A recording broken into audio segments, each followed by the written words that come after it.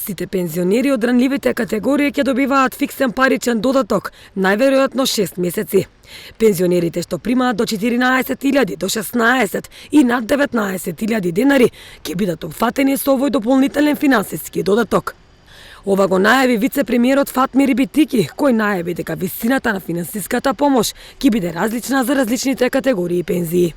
Ова финансиска помош за ранливите категории на пензионерите, како што најави вице-премиерот Фатмир Битики, ќе биде дел од антикризните мерки кои се очекува да бидат обелоденети наредната недела од страна на владата.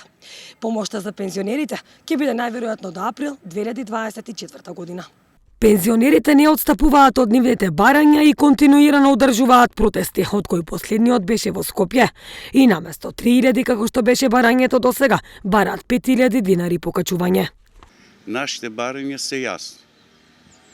Бараме 5000 покачување, во основицата да влезе и 18000 минимална пензија.